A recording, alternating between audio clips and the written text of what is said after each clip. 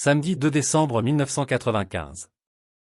C'est à bord d'un véhicule de marque Renault 12 conduit par Ahmed Banker Feladi Hamidou, chauffeur du journal, que Hamid Mayou, journaliste, quitte vers 18h30 le siège du quotidien Liberté où ils travaillent tous les deux.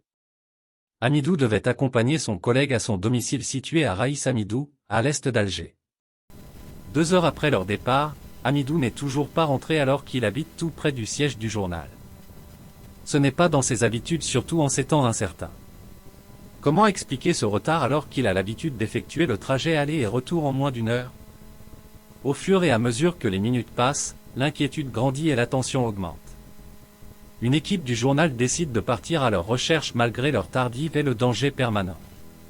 À la cité Sidi El-Kébir où habite Hamid, son épouse qui l'attend informe ses collègues qu'il n'est toujours pas rentré.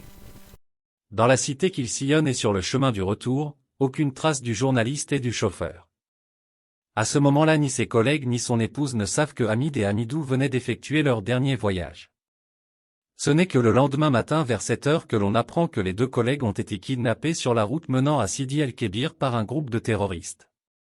Après avoir mis le feu à la voiture, les terroristes les ont conduits, dans une bâtisse saccagée, et incendiée quelques mois auparavant. Après les avoir torturés à mort, les terroristes les mutilent et les décapitent.